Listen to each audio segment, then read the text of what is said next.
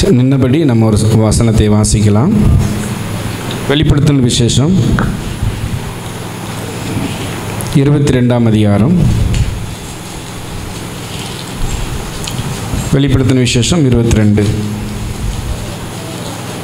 எல்லாரும் வேதத்தை எடுத்துக்கொள்வோம்.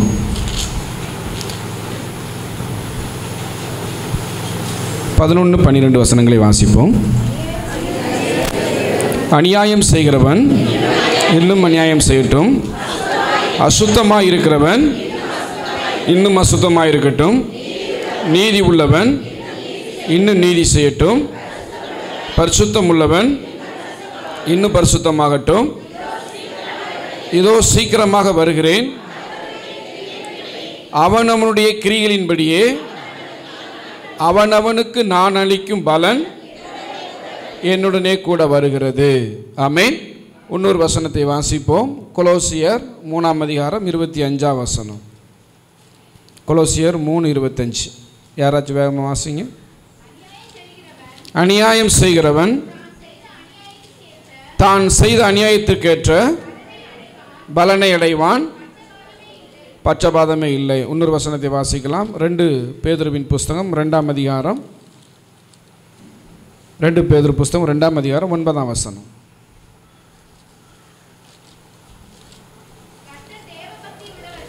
கர்த்தர் தேவ பக்தி உள்ளவர்களை சோதனையின்றி ரட்சிக்கவும் அக்கிரமக்காரரை ஆக்கினைக்குள்ளாக்கத்தக்கதாக நியாய தீர்ப்பு நாளுக்காக வைக்கவும் அறிந்திருக்கிறார். ஜெபிப்போம். சங்கீதமானவர் பலமுள்ள கோட்டையுமா, ஜீவனின் அதிபதியான அவரை ஜீவிய காலமெல்லாம் வாழ்த்திடுவோம். ஜீவனின் அதிபதியான அவரை ஜீவிய காலமெல்லாம் வாழ்த்திடுவோம். அவர் எந்தன் சங்கீதமானவர்.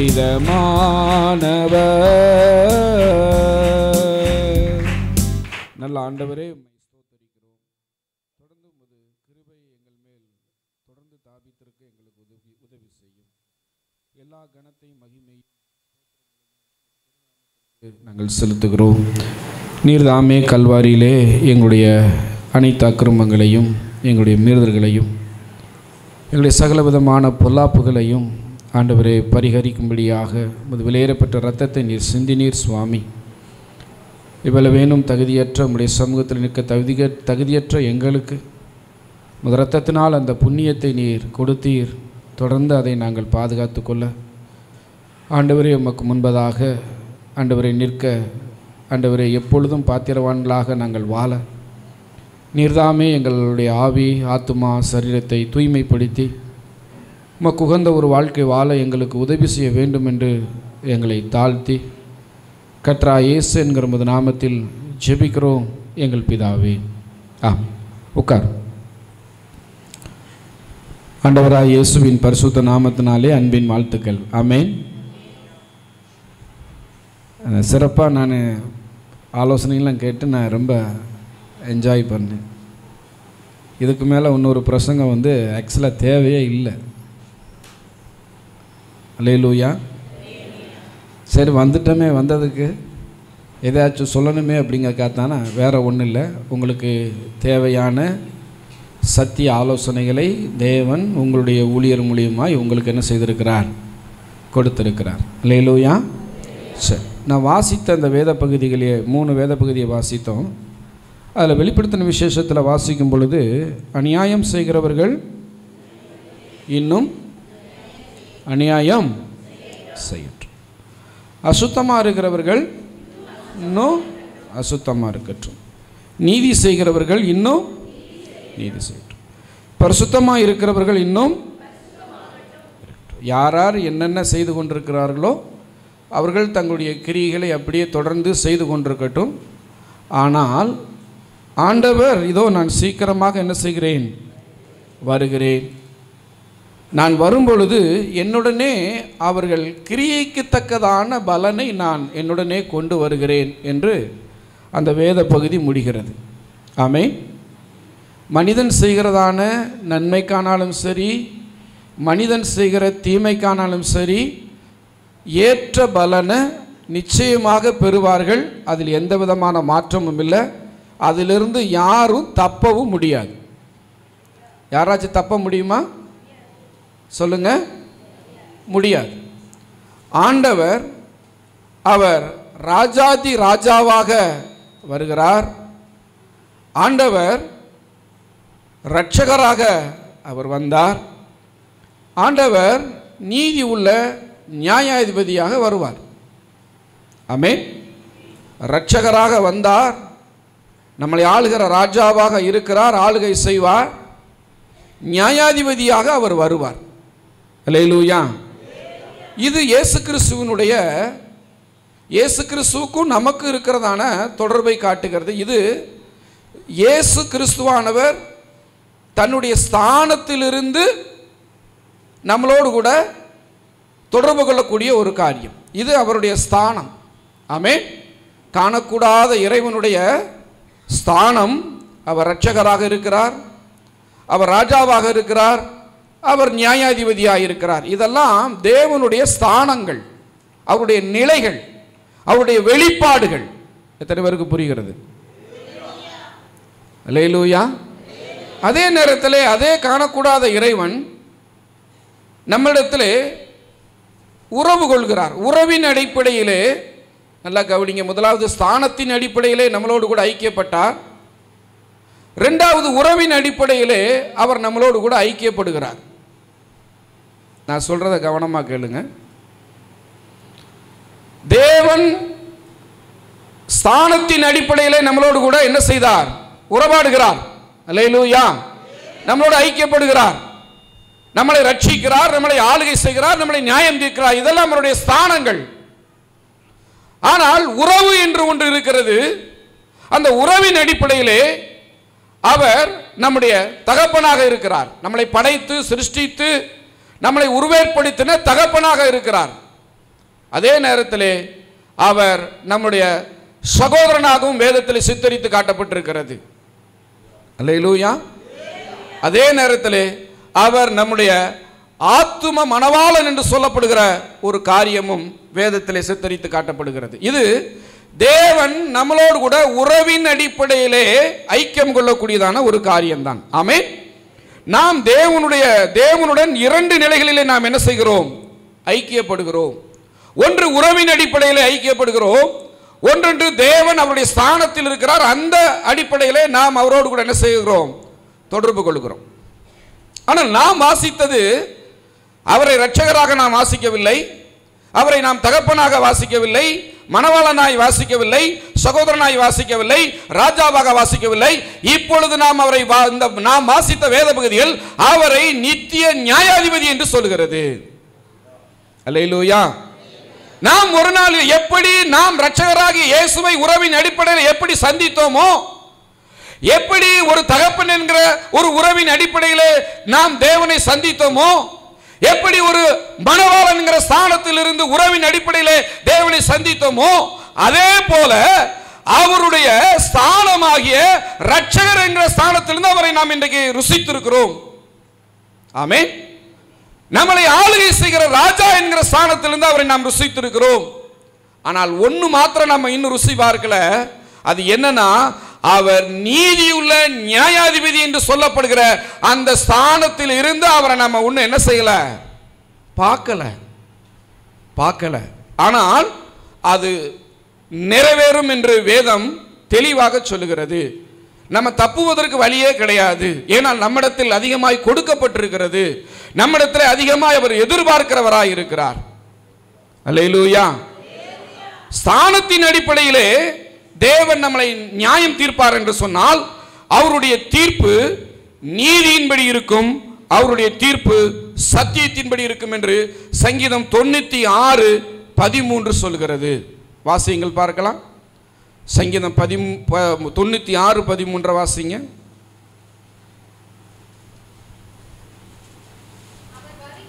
அவர் வருகிறார், அவர் பூமியை நியாயம் தீர்க்க வருகிறார், அவர் பூலோகத்தை நீதியோடும் ஜனங்களை சத்தியத்தோடும் நியாயம் தீர்க்க வருகிறார். அந்த நியாயாதிபதி என்று சொல்லப்படுகிற அந்த ஸ்தானத்தில் அவர் உட்காரும் பொழுது அங்கே நீதியும் நியாயமும் சத்தியம் மாத்திரம்தான் வெளிப்படுமே தவிர அங்கே அன்பும் இரக்கமும் மன்னிப்பும் கருணையும் வெளிப்படாது. எத்தனை பேருக்கு புரிகிறது? ஆனால் இதோ இப்பொழுது நம்முடைய நேரம். அவர் நம்மளோடு உறவின் அடிப்படையிலே நம்மளோடு கூட அவர் தொடர்பு கொள்கிறபடியினாலே நமக்கு இப்பொழுது மீட்பு இருக்கிறது, மன்னிப்பு இருக்கிறது, இரக்கம் இருக்கிறது, அன்பு காட்டுகிறவராய் இருக்கிறார். ஆமென். உறவின் அடிப்படையிலே அவர் நம்மளுக்கு நியாயம் தீர்ப்பார் என்று சொன்னால் அவரிடத்திலே கருணை இருக்கிறது. அதனாலதான் மன்னிச்சு போனா போகட்டும் விடுகிறார். அவரிடத்திலே மன்னிப்பு இருக்கிறது, அவரிடத்திலே இரக்கம் இருக்கிறது, அவரிடத்திலே அன்பு இருக்கிறது. உறவின் அடிப்படையிலே அவர் நம்மளோடு கூட இருக்கும் பொழுது அவர் என்ன செய்கிறார்? நம்மளுக்கு கருணை காட்டுகிறவராய் இருக்கிறார். இப்போது இரக்கம், கருணை, அன்பு இந்த அடிப்படையிலே நம்மளும் அவரோடு கூட நாம் வாழ்ந்து கொண்டிருக்கிறோம். ஆனால் ஒரு நேரம் வரும், அவர் தன்னுடைய ஸ்தானத்தில் உட்காருவார். அப்பொழுது இந்த வெளிப்படுத்தல் 22:12 படி அவர் நீதியோடும் நியாயத்தோடும் சத்தியத்தோடும் நியாயம் தீர்க்கும் பொழுது நிச்சயமாக நாம் எல்லாருமே அவருக்கு முன்பதாக கணக்கு சொல்லணும். இன்னொரு விஷயம், நம்ம என்னத்தை செஞ்சோமோ அதற்கான பலன் கட்டாயம் நமக்கு கிடைக்கும். அது யாரும் அதிலிருந்து திசை திருப்ப முடியாது, தப்ப முடியாது. அல்லேலூயா. இன்னைக்கு ஒருவேளை நம்ம மனமும் மாம்சமும் விரும்பினதை போல் வாழலாம், எதையும் சொல்லலாம், எதையும் சாதிக்கலாம், என்னமும் செய்யலாம். ஆனால் எப்படி நாம் நமக்கு கொடுக்கப்பட்ட தருணத்தை எப்படி வாழ்கிறோம் என்பதுதான் ரொம்ப முக்கியம். நல்ல கவனிங்க. உறவின் அடிப்படையிலே அவர் நம்மளை நியாயம் தீர்க்கும் பொழுது அதில் ஒரு கருணையும் இரக்கமும் இருக்கும்.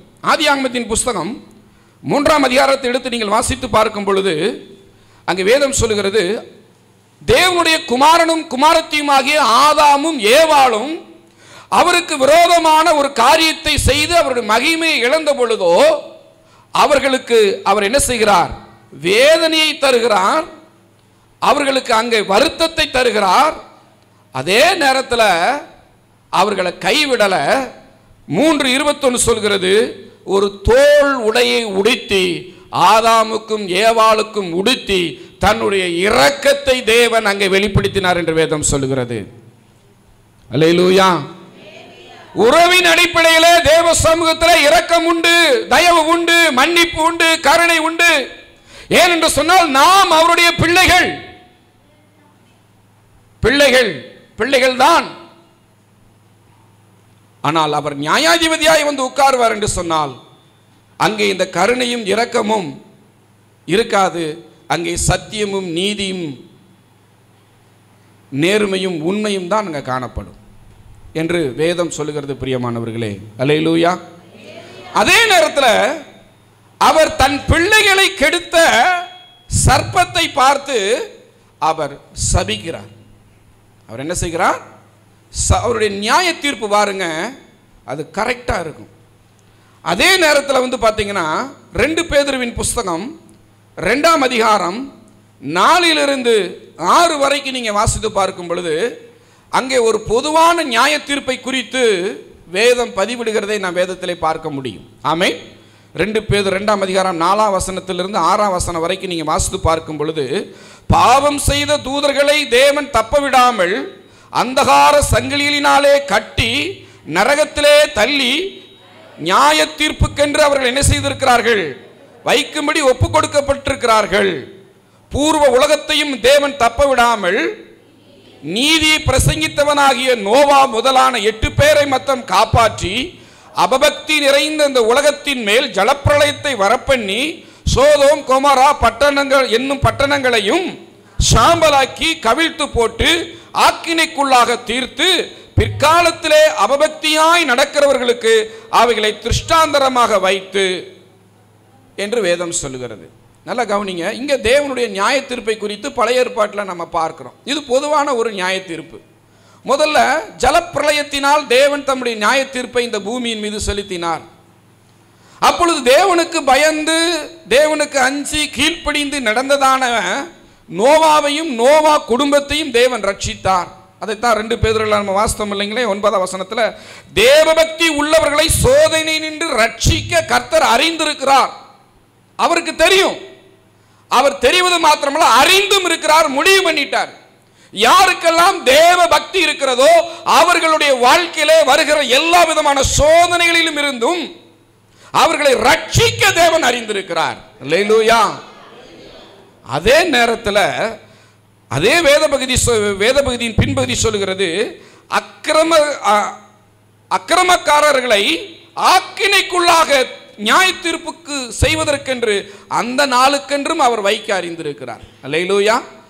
இங்க நீங்க சோதோம் குமாரா பாவமானாலும் சரி அல்லது ஜலப்பிரளய பாவமானாலும் சரி, இந்த 2 சம்பவத்திலையும் அப்போஸ்தலனாகிய பேதுரு ஒரு வார்த்தையை பயன்படுத்துகிற நீங்கள் வேதத்தில் வாசிக்க முடிகிறது. அங்கே 5ஆம் வசனத்தில் அபபக்தி நிறைந்த உலகம் என்று சொல்லப்பட்டிருக்கிறது. அதே நேரத்தில் 6ஆம் வசனத்திலையும் அபபக்தியாய் நடக்கிறவர்கள் என்று சொல்லப்பட்டிருக்கிறது. அபபக்தி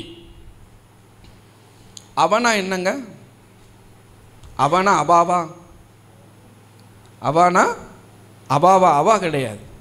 இப்போ மானம் அப்படின்னு சொல்லி நம்ம சொல்கிறோம், அவமானமாக போச்சுங்க அப்படின்னு சொல்லி சொல்லுவாங்க. அப்போ மானம் என்று சொன்னால் ஒரு கணத்துக்குரிய, கண்ணியத்துக்குரிய, மதிப்புக்குரிய. அவமானம்னு சொன்னால் அபகீர்த்தி, கேவலம், மோசம், இழிவு என்றெல்லாம் சொல்லப்படுகிறது. அல்லேலூயா. அப்போ பக்தி என்று சொன்னால் தேவனை கனப்படுத்துவது, தேவனை நேசிப்பது, தேவனுக்கு கீழ்ப்படிவது, இது பக்தி. அப்ப அவபக்தி என்று சொல்லப்படும் பொழுது அது எதை காட்டுகிறது என்று சொன்னால், அவபக்தி என்று சொன்னால் நீங்க 2 தீமோத்தேயுவின் புஸ்தகத்தில் 3ஆம் அதிகாரத்தில் வாசித்து பார்த்தீங்கன்னா, அங்கே அப்போஸ்தலனாகிய பவுல் ஒரு காரியத்தை சொல்ல வாசிக்க முடிகிறது. பார்த்தீங்கன்னு சொன்னால் 5ஆம் வசனம், தேவ பக்தியின் வேஷத்தை தரித்து. அவபக்தி என்பது என்னங்க? எது? தேவ பக்தியினுடைய வேஷத்தை தரித்து, அதுதான் அவபக்தி. அபகீர்த்தி, அபபக்தி, பக்தியை போல நடிக்கக்கூடிய ஒரு நிலைமை. உதாரணத்திற்கு தோற்றத்தை மாற்றுவது. கிறிஸ்தவங்க என்ன செய்யறாங்க? ஒரு மனுஷன் ஆண்டவராகிய இயேசு கிறிஸ்துவை ஏற்றுக்கொண்டு அவன் மனம் மாறி இயேசுவை ஏற்றுக்கொண்டு அவன் ஒரு குறிப்பிட்ட ஒரு சபையினுடைய பிரிவில் சேர்க்கப்படுறான்னா முதல்ல அவன் என்ன செஞ்சிடறாங்க? ஒரு சேவ் அடிச்சிடுறாங்க. நான் பொதுவாக சொல்கிறேன், நான் எந்த ஒரு பிரிவினரையும் குழுவினரையும் நான் தாக்கி சொல்லவில்லை, நடைமுறையை நான் பேசுகிறேன். சேவ் அடித்து விட்டுறாங்க. சேவ் அடித்து அது வரைக்கும் நல்லா கட்ட மீசை வச்சு நல்லா தாடி கடியில் வச்சு நல்லா அழகாக இருக்கக்கூடிய அந்த சகோதரன் திடீர்னு என்ன செய்கிறாரு? ஷேவிங் பண்ண கோழி மாரி ஆகிறாரு. ஆகிறாரா? ஆகலையா? சொல்லுங்க. தோற்றத்தை மாற்றுகிறார்கள். அபபக்தியின் வேஷம் அங்கே உள்ளே வருகிறது. பின்பு அது வரைக்கும் நல்ல சட்டை நல்ல ட்ரெஸ்ஸு போடுவான். அதுக்கு பிறகு நல்ல நீட்டாக ட்ரெஸ் பண்ணிட்டு போவான். அதுக்கு பிறகு பார்த்தீங்கன்னா எல்லா ட்ரெஸ்ஸையும் கழட்டிட்டு ஒரே கலருக்கு மாறிடுவாங்க. இல்லைன்னா ஒரு பிராண்டை அந்த பழங்காலத்து ஜிப்பாவுக்கு மாறிடுவாங்க. அதுதான் பக்தியினுடைய அடையாளம் என்று நினைத்து கொண்டு தங்களுடைய தோற்றங்களையும் உடைகளையும் மாற்றுகிறார்கள். தோற்றங்களும் உடைகளும் மாறுவது நல்லதுதான். அதே நேரத்தில் நம்ம பக்தி மாறணும், அது அபபக்தியா மாறிடக்கூடாது. எத்தனை பேருக்கு புரிகிறது? அல்லேலூயா. இன்னொரு அவபக்தியினுடைய இன்னொரு வெளிப்பாடு என்னன்னு சொன்னா, ஒரு இடத்தை விட்டுட்டு குறிப்பிட்ட இடத்துக்கு பிரயாணம் பண்ணி தொடர்ந்து அங்கே போவது. நீங்கெல்லாம் சபையில் இருக்கிறீங்க, திடீர்னு வருஷத்துக்கு ஒரு தடவை ஒரு இடத்துல ஒரு பெரிய ஒரு கன்வென்ஷனோ ஒரு பெரிய மீட்டிங்கோ ஒரு பெரிய ஒரு பிரசங்காரோ யாரோ ஒருத்தர் வர்றாங்கன்னா தொடர்ந்து வருஷம் அங்கே போகிறது. அங்கே போனால் தான் அவங்களுக்கு என்ன செய்யும்? ஆவியே என்ன செய்யும்? வரும். இதுவும் அபபக்தியினுடைய ஒரு வேஷம். எங்கே போகிறீங்க? அந்த ஊருக்கு போகிறேன், இன்னார் கூட்டத்துக்கு போகிறேன், இந்த இடத்துக்கு போகிறேன் அப்படின்னு சொல்லி தங்களை அடையாளப்படுத்தி காட்டுகிறார்கள். இப்படி பக்தியின் வேஷத்தை தரித்து நான் சொல்கிறது புரியுதா புரியலைங்களா? பாஸ்டர் மாரி நமக்கு விளக்கமாக சொல்ல முடியாது, விளக்கமாக சொல்லவும் தெரியாது. அந்த அளவுக்குலாம் நமக்கு அனுபவம் கிடையாது. Praise the Lord. இங்கே தான் இருக்கீங்களா? அல்லேலூயா. அப்போ அவபக்தி உள்ளவர்களை தேவன் என்ன செய்தார்? நியாய தீர்ப்புக்கென்று வைத்தார். அவபக்தி நிறைந்த உலகத்தை அழித்தார். அவபக்தி உள்ளவர்களை நியாய தீர்ப்புக்கென்று அவர் நியமித்திருக்கிறார் என்று வேதம் சொல்கிறது. இன்றைக்கு நாம் நம்முடைய உடைகளை மாற்றுகிறோம், நல்ல விஷயம். நாம் நம்முடைய தோற்றங்களை மாற்றுகிறோம், நல்ல விஷயம். நாம் நம்முடைய விருப்பங்களை மாற்றுகிறோம், நல்ல விஷயம். ஆனால் அது தேவபக்தியின் வேஷமா இல்லாதபடி உண்மையான தேவனுடைய பக்திக்குரிய ஒரு நடைமுறை நம்மிடத்தில் காணப்படணும். இல்லை என்று சொன்னால் இதற்கும் சேர்த்து நியாயாதிபதிக்கு முன்பதாக நாம் நின்று பதில் சொல்லும்படியான ஒரு நிலைமை நம்முடைய ஜீவியத்தில் வரும் பொழுது நாம் தப்ப முடியாது. ஆமென். இதற்கு ஏற்ற பலனையும் அவர் தருவார். அதைத்தான் அப்போஸ்தலனாகிய பவுல் அங்கே சொல்லுகிறார். அவர்கள் தேவபக்தியின் வேஷத்தை தரித்து அதன் பலனை என்ன செய்கிறார்கள்? மறுதலிக்கிறார்கள். அப்படிப்பட்டவர்கள் என்ன ஊழியம் செய்வார்கள் சொன்னால், சத்தியத்தை கற்று ஒருபொழுதும் உணராதிருக்கிற பெண் பிள்ளைகளுடைய வீட்டுகளிலே புகுந்து அவர்களை தங்களுக்கு ஆதாயப்படுத்திக் கொள்வார்கள். ஆமென். ஆதாயப்படுத்துகிறதான ஒரு ஆத்துமாதாயம் கிடையாது. அதனபடினாலே நல்லா கவனிங்க. பக்தியின் வேஷம் என்பது இன்னைக்கு உலகம் முழுவதும் பக்தி இருக்கு. இப்ப நம்ம இந்திய தேசத்தை எடுத்துக்கிறோம். ஒரு கலர்ல இருந்து ஒரு கலருக்கு மாறுவது, ஒரு கலரில் இருந்து ஒரு கலருக்கு மாறி ஒரு கலரை தனக்கு ஒரு அடையாளமாய் கொண்டால் அவர்கள் ஒரு குறிப்பிட்ட ஒரு பக்தி உடையவர்களாய் மாறிவிடுகிறார்கள். ஆமாவா இல்லைங்களா? சொல்லுங்க. தங்கள் உடைகளிலே மாற்றத்தை கொண்டு வந்து அதன் மூலியமாக தங்கள் இன்ன பக்தி உடையவர்கள் என்பதை என்ன செய்கிறார்கள்? ஜனங்கள் வெளிப்படுத்துகிறார்கள். தோற்றத்திலும் சரி, உடையிலும் சரி, விருப்பங்களிலும் சரி, அவர்கள் என்ன செய்கிறார்கள்? தங்களுடைய பக்தியை வெளிப்படுத்தி கொண்டிருக்கிறார்கள். இப்போ இங்கிருந்து நம்ம புனித பயணம் எங்கே போகிறாங்க? எருசலேமுக்கு போகிறாங்க. ஏன் போகிறாங்க? பிதாவை எங்கும் தொழுது கொள்ளும் காலம் வந்திருக்கிறது அப்படின்னு சொல்லி ஆண்டவர் 2000 வருஷத்துக்கு முன்னாடியே சொல்லிட்டார். ஆனாலும் இந்த புனித பயணம் நம்ம போனால் தான் நம்மளுக்கு ஒரு சந்தோஷம் அப்படின்னு நினைக்கும்படியான ஒரு மனம் அல்லது ஒரு பக்தியினுடைய வெளித்தோற்றம், ஒரு அவபக்தியினுடைய ஒரு சாயம் இன்றைக்கு மக்களுடைய மனதில் என்ன செய்யப்பட்டுருச்சு? அடிக்கப்பட்டாயிற்று. அல்லேலூயா. உலகம் முழுவதும் இருக்கு. பக்தியின் மூலியமாகவும் சாத்தான் இந்த உலகத்தை என்ன செய்வான்? ஆண்டு கொண்டிருக்கிறான் என்று வேதம் சொல்லுகிறது. ஆனபடினாலே இங்க ஒரு நியாய தீர்ப்பை குறித்து பழைய ஏற்பாட்டில் உடன்படிக்கையில் என்ன வாசித்தோம். என்ன அது சொல்லுகிறது என்று சொன்னால், இங்கே அது சோதோமாவா இருந்தாலும் சரி, அது நோவா காலத்தின் பேழையா இருந்தாலும் சரி, அபபக்தியாய் நடந்தவர்களை தேவன் நியாயம் தீர்த்தார். அபபக்தியாய் நடக்கிற உலகத்தை நியாயம் தீர்க்க அவர் அறிந்திருக்கிறார். நம்முடைய தனிப்பட்ட வாழ்க்கையிலே நாம் நம்மளை உடையை மாற்றுவதனாலேயோ, நம்முடைய தோற்றத்தை மாற்றுவதனாலேயோ, நம்முடைய விருப்பங்களை மாற்றுவதனாலேயோ நாம் ஒரு பக்திமான் என்று சொல்லிவிட முடியாது. உண்மையான பக்தி தேவனை நேசித்தவருடைய வார்த்தைக்கு கீழ்ப்படிந்து எப்பவும் அவரை சந்திக்க நம்ம ஆயத்தமாய் இருப்பதுதான் மெய்யான பக்தி. நமக்குள்ளாக ஒரு எண்ணம் இருந்துகிட்டு இருக்கு. ஒரு நாள்ல நான் அவருக்கு முன்னாடி போய் நிற்கணுமே, அந்த எண்ணம் நமக்குள்ளாக இருந்து கொண்டே இருக்க வேண்டும் என்று வேதம் சொல்லுகிறது. ஏன்னா உறவின் அடிப்படையில் நம்மளுக்கு கருணையும் இரக்கத்தையும் கிருபையும் பெற்றுக்கொண்டு வாழ்ந்து கொண்டிருக்கிறோம். ஸ்தானத்தின் அடிப்படையிலே அவர் இரட்சகராய் வந்தார், சோத்திரம். ஸ்தானத்தின் அடிப்படையிலே அவர் ராஜாவாய் இருந்து ஆளுகை செய்கிறார், சோத்திரம். ஆனால் ஸ்தானத்தின் அடிப்படையிலே அவர் நியாயாதிபதியாய் வரும் பொழுது நாம் என்ன செய்ய போகிறோம்? அல்லேலூயா. பாருங்க, திருஷ்டாந்தங்க வேதத்தில் 2 நம்ம வாசிக்கிறோம். இவங்களெல்லாம் உங்களுக்கு திருஷ்டாந்தரங்களாக இருக்கின்றது என்று பேதுருவின் புஸ்தகத்தில் நாம் வாசிக்கிறோம். ஆமென். 2 பேதுருவின் புஸ்தகத்தில் 2ஆம் அதிகாரத்தில் எப்படி வாசிக்க இருக்கிறோம்? 6ஆம் வசனத்தின் பின்பகுதி சொல்கிறது, அவபக்தியாய் நடக்கிறவர்களுக்கு அவைகளை திருஷ்டாந்தரமாக வைத்தார் என்று சொல்லப்படுகிறது. 1 கொரிந்தியர் 13ஆம் அதிகாரத்தில் பழைய ஏற்பாட்டில் தம் ஜனங்களிடத்திலே ஒரு நியாய தீர்ப்பை தேவன் செலுத்துகிறதை வேதத்தில் வாசிக்க முடியுது. பொதுவான நியாய தீர்ப்பு கிடையாது. தான் சொந்த ஜனத்தின் நடுவிலே தேவன் செய்கிற ஒரு நியாய தீர்ப்பை குறித்து 1 கொரிந்தியர் 13ஆம் அதிகாரம் சொல்லுகிறது. அதில் 1 கொரிந்தியர் 10ஆம் அதிகாரம், மன்னிக்கவும், 1 கொரிந்தியர் 10ஆம் அதிகாரத்தில் நீங்கள் வாசித்து பார்க்கும் பொழுது அங்கே மோசே இஸ்ரவேல் ஜனங்களை எகிப்து தேசத்திலிருந்து கானான் தேசத்துக்கு அழைத்து கொண்டு வருகிறதான அந்த யாத்திரை நடக்கிறது. அந்த சம்பவத்தை தான் அப்போஸ்தலனாகிய பவுல் எடுத்து பேசுகிறார். அங்கே ஜனங்களுக்குள் எப்படி அவபக்தி வந்தது, அங்கே ஜனங்கள் எப்படி தேவனை விட்டு தங்கள் சுயத்திற்கு பிரிந்தார்கள், அதனால் எப்படி தேவன் தன்னுடைய நியாய தீர்ப்பை அங்கே செலுத்தினார் என்று வேதத்திலே வாசிக்க வேண்டும். உபாகமம் 10:1, அப்போஸ்தலர் 10:34, ரோமர் 2:11, கலாத்தியர் 2:6, 1 பேதுரு 1:17 இந்த வார்த்தைகள் எல்லாம் சொல்கிறது தேவன் பட்சபாதம் அற்றவர் என்று சொல்லி. நீ யூதனா இருந்தாலும் சரி, நீ கிரேக்கனா இருந்தாலும் சரி, தேவன் பட்சபாதம் அற்றவர்.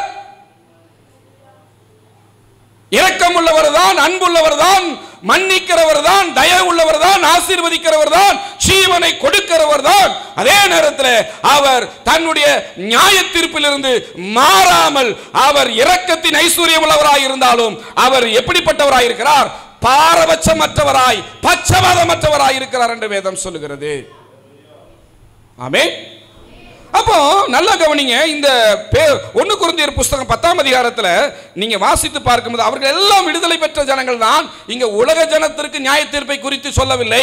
அங்கே தேவனை விசுவாசித்து தேவனுடைய விடுதலை ருசி பார்த்து தேவ சமூகத்திலே வாழ்ந்து கொண்டிருக்கிற அந்த ஜனங்களுக்கு ஏற்பட்ட ஒரு காரியத்தை பற்றி வேதம் சொல்கிறது.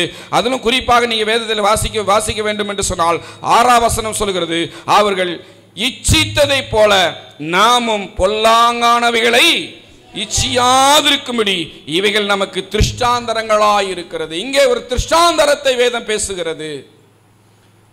என்ன திருஷ்டாந்தரம்? அவர்கள் மோசேக்கு கீழாக ஞானஸ்தானம், செங்கடலிலே ஞானஸ்தானம் பெற்றுக் கொண்டவர்கள் தான், ஒரே ஞான போஜனத்தை புசித்தவர்கள் தான், ஒரே ஞான கண்மலை தண்ணீரை குடித்தவர்கள் தான். கிறிஸ்தவர்களோடு கூட பிரயாணப்பட்டார். அற்புதங்களினாலும் அடையாளங்களினாலும் தேவனுடைய மகிமையை தங்கள் வாழ்க்கையில் கண்டவர்கள் தான். ஆனாலும் அவர்கள் எப்படிப்பட்டவர்களாக இருந்தார்கள் என்று வேதம் பதிவிடுகிறது, அவர்கள் பொல்லாங்கானவைகளை இச்சித்தார்கள்.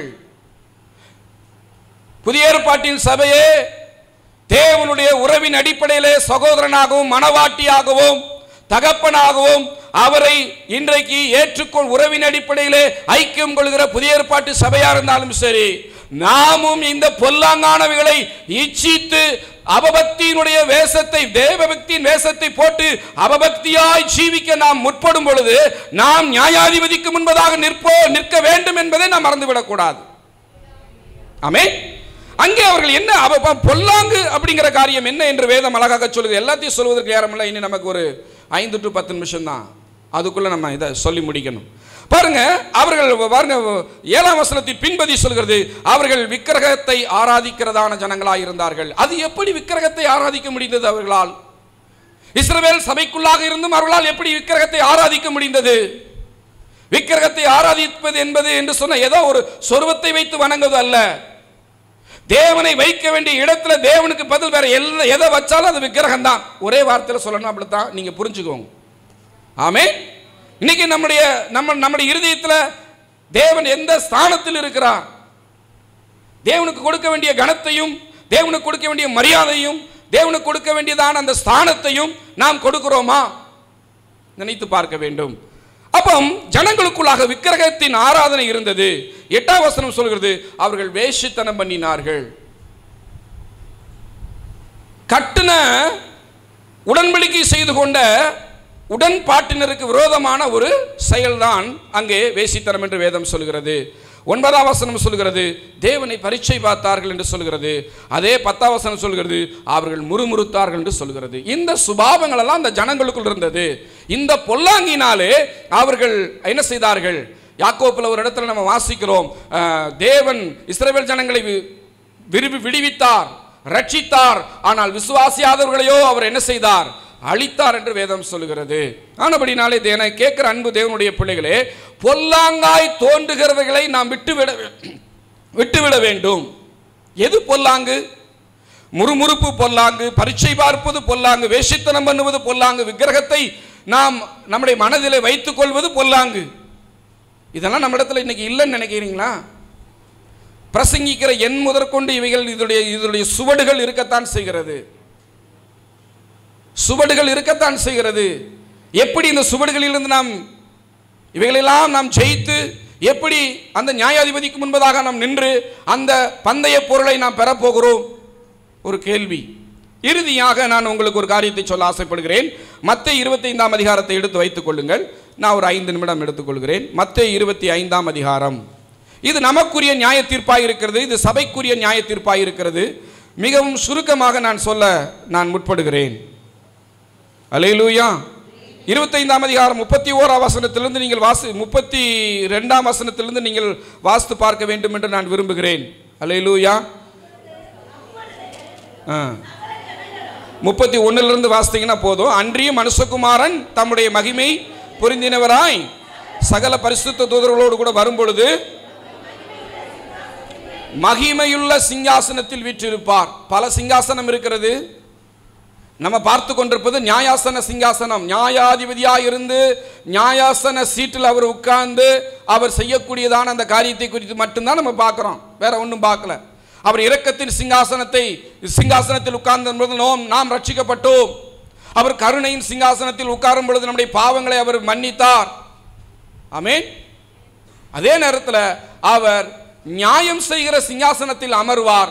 தன்னுடைய மகிமையோடு கூட அமருவார். அப்பொழுது அவர் என்ன செய்வார் என்று சொல்லப்படுகிற காரியத்தை ஆண்டவராக இயேசு கிறிஸ்து ஓமையாக இங்கே சொல்லுகிறதை நாம் இந்த வேத பகுதியில் இந்த 31ஆம் வசனத்திலிருந்து 46ஆம் வசனம் வரைக்கும் நாம் இதில் எழுதப்பட்டிருக்கிறது. இந்த இடத்துல இருந்து நம்மளை பொருத்தி பார்க்க வேண்டும் என்று நான் விரும்புகிறேன். ஆமென். அங்கே என்ன சம்பவம், நான் சுருக்கமாய் சொல்ல, என்ன சம்பவம் அங்கே சொல்லப்படுகிறது சொன்னால், ஒரு மேய்ப்பன் எப்படி தன் மந்தைகளை பிரிக்கின்றானோ, அவன் மேய்ப்பன் எப்படி பிரிக்கின்றான்? இனத்தின் அடிப்படையில் ஆடுகள் தான், எல்லாம் ஒரே இனம்தான்.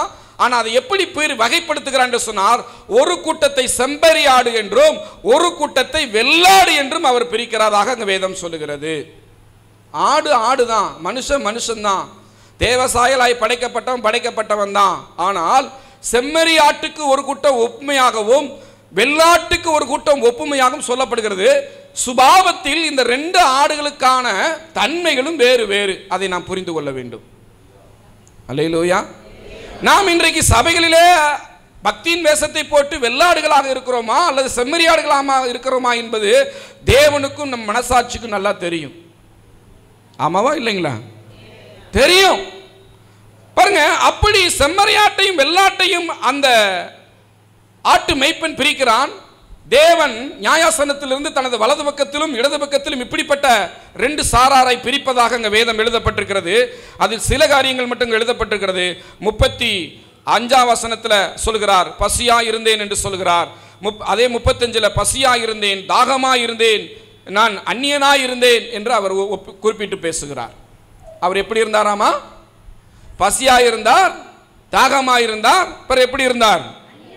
அந்நியனா இருந்தார்.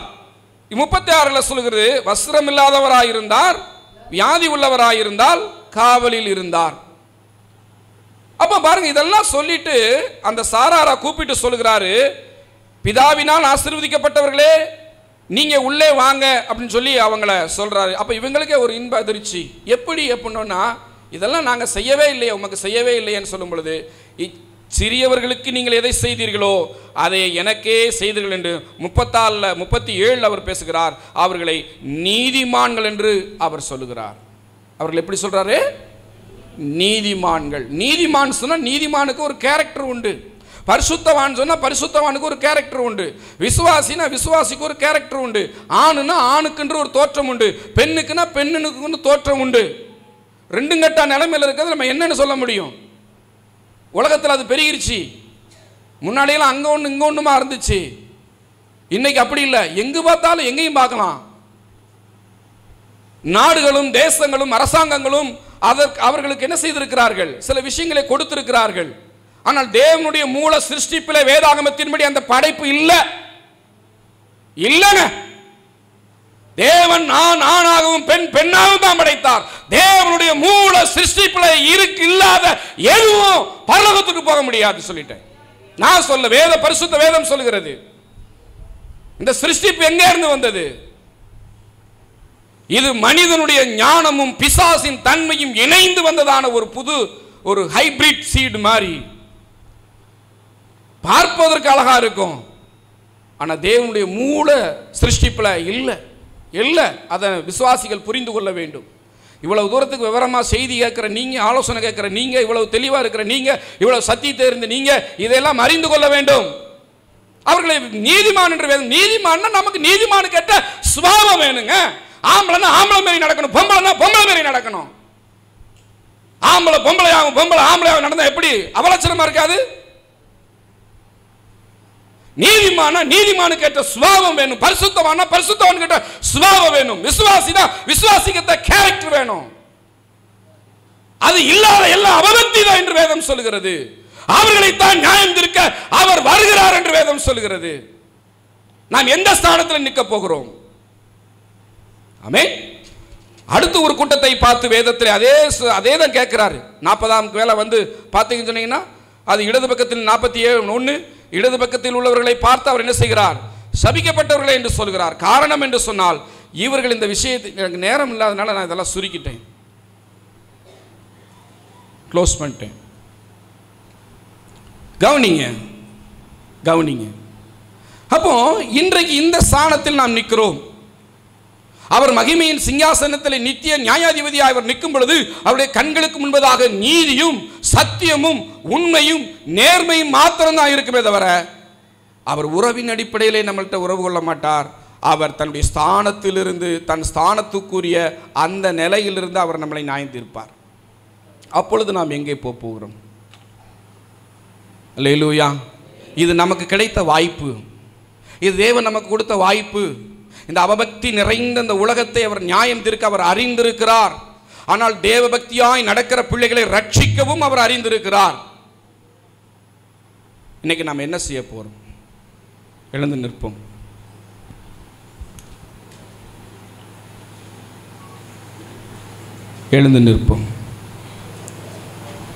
அந்த நான் மிக சமீபமே, சுத்தர்கள் யாவரும் கூடிடவே. அந்த நான் மிக சமீபமே, சுத்தர்கள் யாவரும் சேர்ந்திடவே.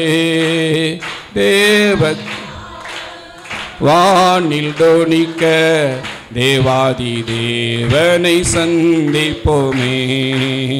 தேவ காலம் வானில் தோனிக்க தேவாதி தேவனை சந்திப்போமே. எக்கால சத்தம் வானில் தோனித்திடவே, என் இயேசு மகாராஜனே வந்திடுவா. எக்கால சத்தம் வானில் தோனித்திடவே, என் இயேசு மகாராஜனே வந்திடுவார்.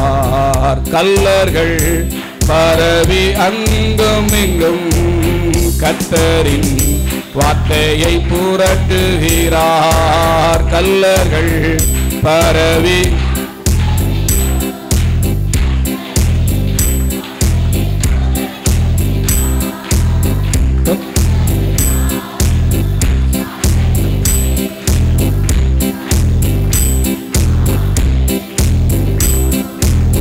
கர்த்தரே வாரும் கருத்துடன் நாம் பிழைத்திருப்போம். எக்கால சத்தம் வானில் தோனித்திடவே, என் இயேசு மகாராஜனே வந்திடுவா. எக்கால சத்தம் வானில் தோனித்திடவே, என் இயேசு மகாராஜனே வந்திடுவா. எல்லா கண்களையும் மூடி ஒரே நிமிஷம் நம்மளை நினைச்சு பார்க்கலாம். நம்முடைய வீம்பு நம்மளை பரலோகம் கொண்டு போக முடியாது சகோதரா. நம்முடைய தேவையற்ற மாம்சிகமான வைராக்கியம் நம்மளை நீதிமானா நிறுத்த முடியாது சகோதரி. அன்பினால் கிரியை செய்யாத எந்த விசுவாசமும் அது உகந்ததல்ல என்று வேதம் சொல்லுகிறது. வாழும்படி தேவன் இந்த பூமியில் நமக்கு தருணத்தை தந்திருக்கிறார். அவரை அறியும்படியான இரக்கத்தை செய்திருக்கிறார். நீதியிலும் சத்தியத்திலும் நம்மளை நடத்தும்படி நம்மீது அன்பு வைத்து நமக்காக நல்ல ஒரு ஸ்தானத்தை தெரிந்து கொண்டு அதற்கென்று ஒரு குடும்பத்தை வேறு பிரித்து அவர்கள் மூலியமாக ஒரு மகிமையான காரியங்களை நமக்கு அவர் சொல்கிறார் என்று சொன்னால் அவர் நம்மளை நேசிக்கிறார். இன்னும் ஏன் உங்க மனம் மாறல? இன்னும் ஏன் உங்க மனம் கடினப்படுகிறது? இன்னும் ஏன் உங்களிடத்தில் அன்பு இல்லை? அவர் பசியா இருந்தார், தாகமா இருந்தார், கட்டுண்டவராய் இருந்தார், காவலில் இருந்தார், வியாதிப்பட்டவர் இருந்தார், வஸ்திரமற்றவராய் இருந்தார். ஏன் உங்க மனம் இறங்கல? ஏன் உங்க மனம் இறங்கல? ஏன் உங்க மனதில் இறக்கம் வரல? அவர் இரக்கத்தின் ஐஸ்வர்யமுள்ளவராய் இருக்கும் பொழுது நீங்க ஏன் இந்த உலக பொருளை சேர்ப்பதிலும் உலக காரியத்தை அபகரிக்கிறதிலையும் உலக காரியத்தின் காரியங்களை மேன்மையாய் நினைப்பதையும் ஏன் மிகுந்த ஆதாயமாக நீங்க நினைக்கிறீங்க? தேவனை சந்திக்கும் போது இதெல்லாம் நமக்கு உதவுமா? நம்முடைய வீம்பும் வைராக்கியமும் பெருமையும் மனிதாபிமானமற்ற அபபக்தியான வேஷங்களும் நமக்கு உதவி செய்யுமா? சிந்திச்சு பார்க்கலாம். மனம் மாறுங்க. உங்க இருதயத்தில் அன்பு வரட்டும். உங்க இருதயத்தில் அன்பு வரட்டும். நீங்க மற்றவர்களை நேசிங்க, மற்றவர்களை மன்னிங்க, மற்றவர்களை ஏற்றுக்கொள்ளுங்க, மற்றவர்கள் மேல் இரக்கமுள்ளவர்களாக இருங்க. தேவனுடைய அன்பு உங்களுடைய இருதயத்தில் ஊற்றப்படட்டும். தேவனுடைய அன்பு நம்முடைய இருதயத்தில் ஊற்றப்படட்டும். வீண் தர்க்கங்கள் மாறட்டும், சண்டைகள் மாறட்டும், பிடிவாதங்கள் மாறட்டும், பகைகள் மாறட்டும், விரோதங்கள் மாறட்டும், வைராக்கியங்கள் மாறட்டும். இதெல்லாம் பிசாசுடைய சரக்கு. இதெல்லாம் இயேசுவின் இரத்தத்தினுடைய உள்ளத்திலிருந்து வெளியேறட்டும் இயேசுவின் நாமத்தில். ஆண்டவரே உங்க அன்பினாலே என்னை நிரப்புங்கப்பா, சொல்லுங்க பார்க்கலாம். ஆண்டவரே உங்க அன்பினாலே எங்களை நிரப்புங்கப்பா, சொல்லுங்க பார்க்கலாம். இயேசுவே உங்க அன்பினாலே என்னை நிரப்புங்க. ஆவியானவரே உங்க அன்பினால நிரப்புங்கப்பா. ஆவியானவரே உங்க பிரசன்னத்தினால நிரப்புங்கப்பா. உமக்கு உகந்த தூய பலியாய் ஆண்டவரே வாழ எங்களுக்கு உதவி செய்யுங்க ஐயா. நாங்க அபபக்தி எல்லாம் மாற்றுங்க, எங்க வேஷத்தை எல்லாம் மாற்றுங்கப்பா. உண்மையான பக்தி வாழ்க்கை வாழ எங்களுக்கு உதவி செய்யுங்க. உங்க மனசுல மாற்ற வரட்டும் சகோதரா, மனசுல மாற்ற வரட்டும் சகோதரி. அதுதான் தேவனுக்கு நீங்கள் செய்கிறதான மரியாதை. இத்தனை ஆண்டு காலமாய் நீங்கள் சத்தியத்தை கேட்டு வந்தோம், உங்க ஜீவியத்தில் மாற்றமில்லை என்று சொன்னார். பழைய இருந்த நிலைமையில நீங்கள் இருப்பீர்கள் என்று சொன்னால் எப்படி? காலம் சமீபமாய் இருக்கிறது, காலம் சமீபமாய் இருக்கிறது. அவர் உறவின் அடிப்படையில் இப்பொழுது செயல்பட்டுக் கொண்டிருக்கிறார்.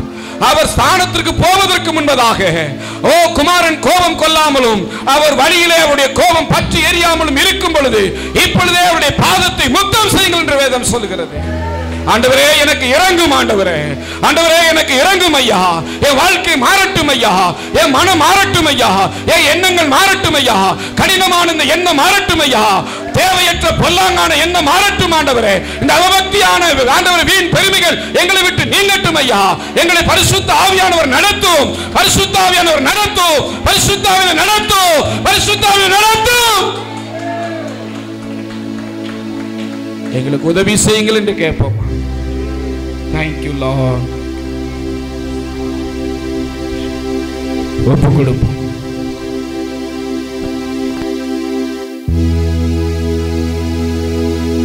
ஸ்தோத்திரம் ஆண்டவரே.